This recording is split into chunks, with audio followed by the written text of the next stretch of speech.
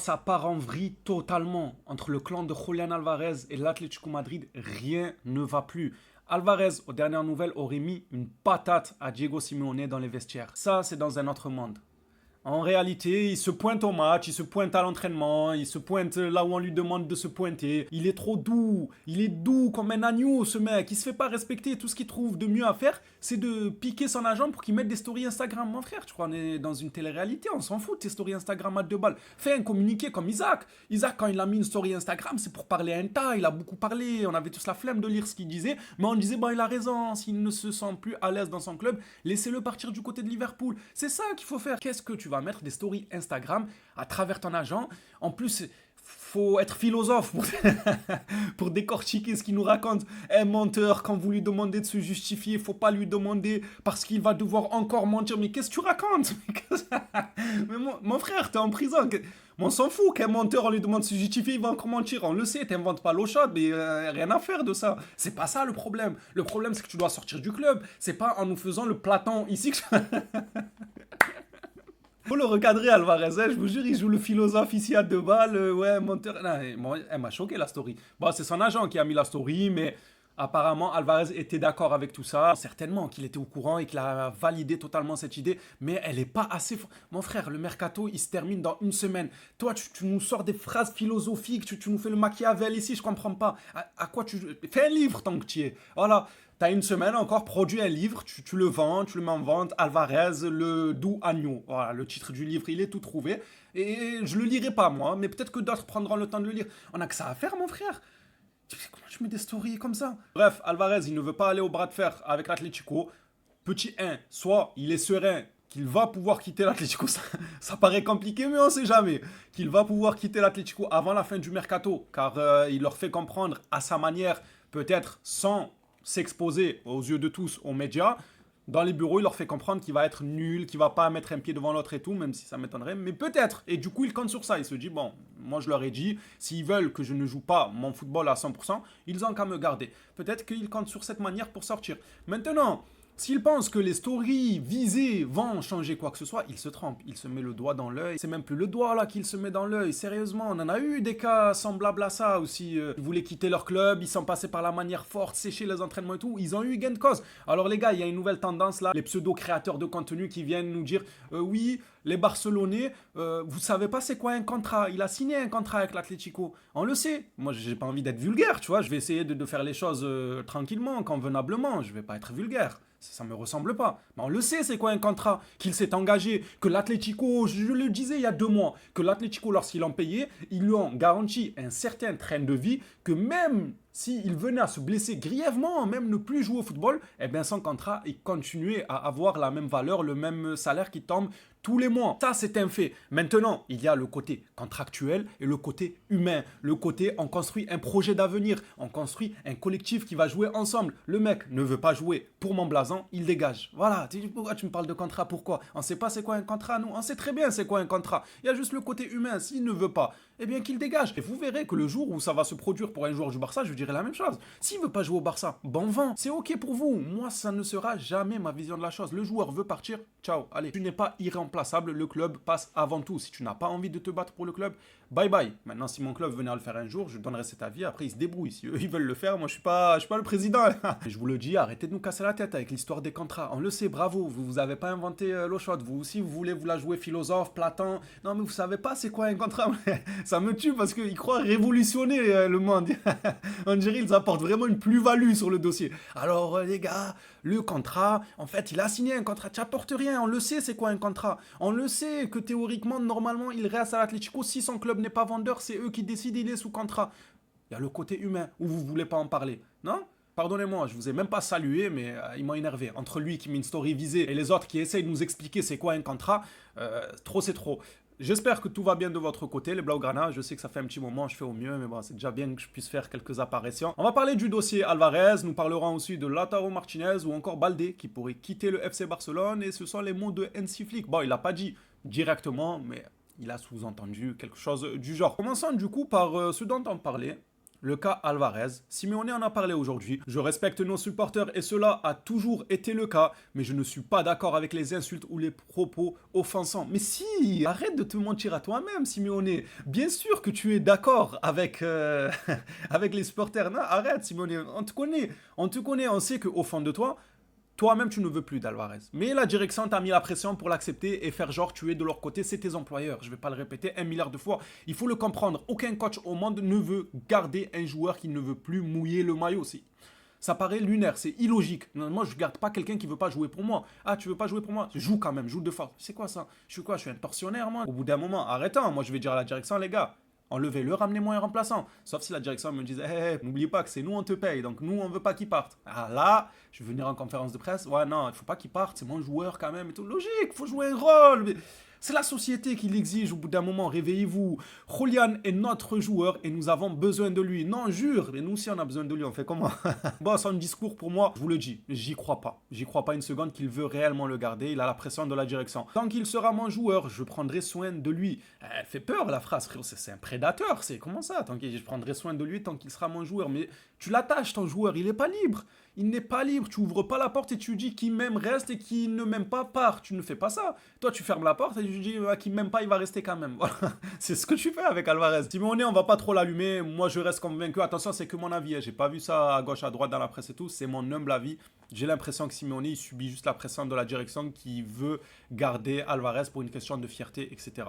Selon Fabrizio Romano, la situation devient tendue. La guerre autour de la situation de Julian Alvarez est toujours en cours. Son agent est maintenant impliqué après les déclarations de Gilles Marem. Il est impliqué de quoi? Lui, il est impliqué jusqu'à l'os depuis un bon moment en arrière, les gars. Il est impliqué, c'est que maintenant qu'il est impliqué, lui. Il a été impliqué le jour où il a fait signer Alvarez 6 ans à l'Atlético Madrid. C'est lunaire. Oh, signer 6 ans à l'Atlético Madrid. Je préfère encore signer 10 ans au Paris Saint-Germain. C'est le gars qui tire une balle sur le Paris Saint-Germain. Non, mais sérieux, je préfère signer 45 ans au Paris Saint-Germain que 6 ans à l'Atlético Madrid. Bon, après, c'est logique, c'est un meilleur club. J'aime bien, moi, tacler les Parisiens de temps à autre, ça fait pas de mal. Nous devons suivre la situation de Julian Alvarez pour la dernière semaine. Imaginez juste que ça bouge la dernière semaine. Imaginez, il signe. Oh lolo. Mais les réseaux, ils sont pas prêts. Hein. Les réseaux sociaux vont être retournés. Et les supporters de l'Atlético Madrid... En fait, c'est ça qui est bien. Nous, si on l'a pas, on va dire, on savait que l'Atlético n'était pas vendeur, que c'était un dossier compliqué, qu'on a fait fonctionner les plans B et tout. C'est pas grave, tant pis, il viendra en janvier ou l'été prochain. On ne perd pas grand-chose, on va dire, côté van, réseaux sociaux, tout ça. Mais par contre, de leur côté là, jouer les durs à cuire. Non, il ne quittera pas le navire. Non, on le vend pas. Il a un contrat, mais vous savez pas, c'est quoi un contrat? Non, c'est pas. Merci. Dites-nous. Refaites encore une vidéo pour nous expliquer c'est quoi un contrat. C'est quoi il a signé et comment il a engagé avec le. Ah ouais, comment? Donne-nous plus de détails, vu que tu as l'air d'être un huissier de justice. Vous nous parlez à base de contrat. Bref, on tergiverse. C'est la guerre apparemment, mais la guerre, elle est selon moi encore à un stade trop gentil. Trop gentil. La guerre de je mets une story Insta, je dis à un menteur de se justifier, donc il va mentir. Hein. Fais un livre, Julian. Julian Alvarez était pleinement conscient de la story. Ah bah voilà. La fameuse, les gars. Il était pleinement conscient de la story Instagram de Hidalgo. Hidalgo, c'est pas le truc de Paris, ça? C'est pas celle qui crée des bouchons à Paris parce qu'elle fait passer des périphes à 50 km? C'est pas ça? Il s'appelle, c'est elle, son agent. Le mec qui mélange tout. Il a approuvé et il partage la même opinion. Julian est absolument furieux contre Gilles Marin. Il est furieux mais trop gentil. Oh, trop gentil, purée, le jour où je serai furieux contre la direction et que je veux réellement quitter le navire. Mais ils vont se dire, c'est pas la même personne, c'est pas le Julian qu'on connaissait. Moi, à sa place, il ne m'aurait pas reconnu. Ah, ils auraient dit, mais c'est pas Julian, ça, c'est son cousin argentin qui est venu de je ne sais où, là, Buenos Aires, il l'a remplacé, c'est pas lui. Tellement que les actes qu'ils auraient vus, ça les aurait choqués. C'est eux, ils m'auraient viré, ils m'auraient dit, on t'accompagne jusqu'à l'aéroport, jusqu'au Barça, ta chambre d'hôtel, on y va. On va ensemble, on te pose là-bas. Ça aurait été infernal. Mais Julian, lui, non, c'est... quitte à un monteur de se justifier.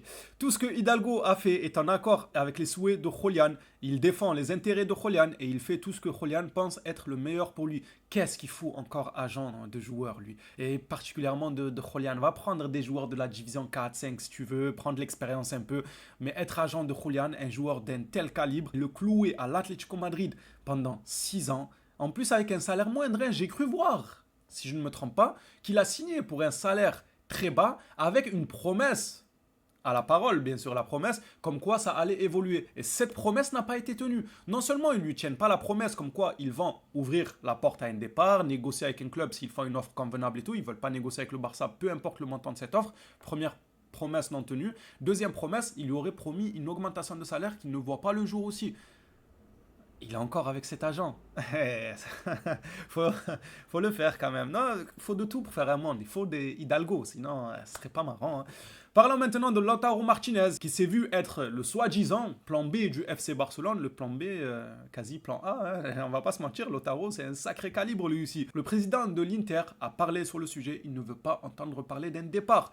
Lautaro est notre capitaine, notre histoire. Il n'y a même pas les conditions pour vendre Lautaro Martinez.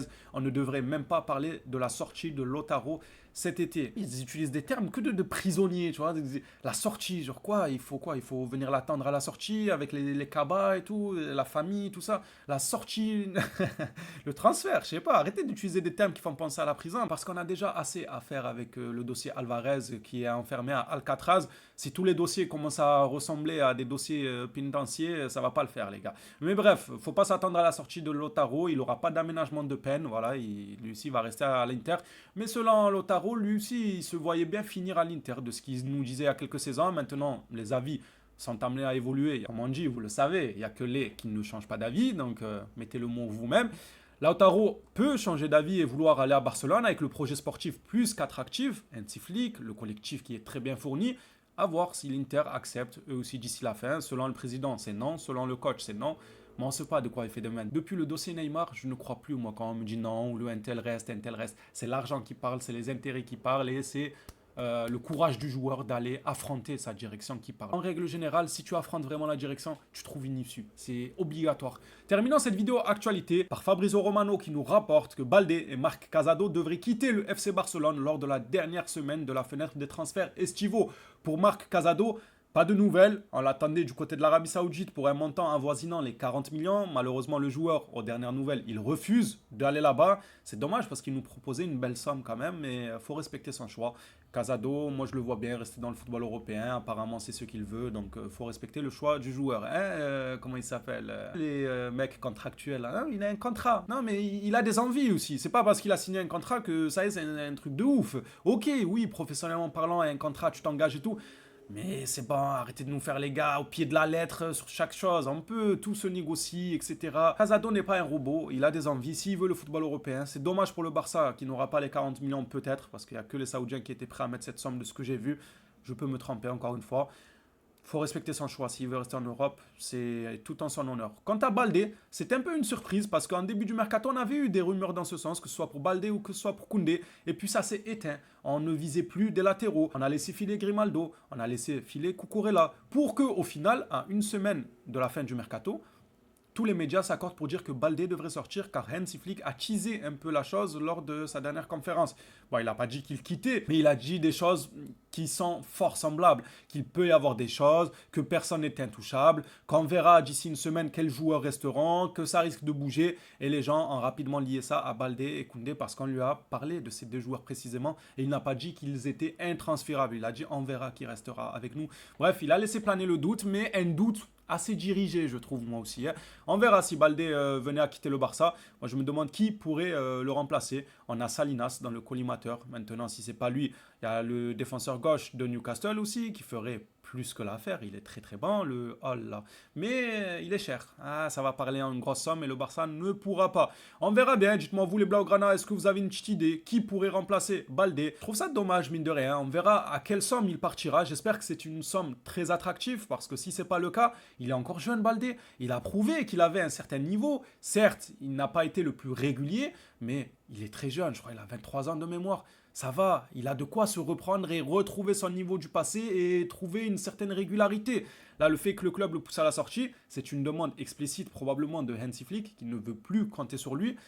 Moi, je trouve ça dommage. Maintenant, si on me parle d'une certaine somme à la revente, je dirais, les gars, écoutez, il faut avancer, c'est comme ça. Il faut tenter des choses, des fois on prend des risques, on échoue, des fois ça paye et on est content. Les Blaugrana, à votre tour de jouer dans l'espace commentaire, dites-moi ce que vous en pensez du dossier Julián Alvarez et ces fameuses stories visées, ou encore Baldé, Lautaro Martinez ou d'autres numéros 9. Et surtout, qui voyez-vous buteur pour demain? Hansi Flick, lors de sa conférence, nous a dit il sait déjà qui sera le buteur pour demain. Il va jouer avec qui? Yamal, Gordon, Rafinha, et il a le choix, Deyemi ou encore Hamza. S'il met Hamza, oh, le message il est fort. Je rappelle qu'il a fini meilleur buteur de la pré-saison. Le message il est incroyable. Si c'est Hamza qui joue, on verra. Moi ça m'étonnerait, mais si c'est le cas, ça sera une belle surprise. Je me dirais, tout comme nous, il voit quelque chose en ce jeune joueur. Ceci dit, les phénomènes, c'est terminé pour cette vidéo actualité. Merci à tous ceux qui suivent les vidéos régulièrement. On s'attrape à la prochaine sur le Barça. D'ici là, prenez soin de vous les Blaugrana.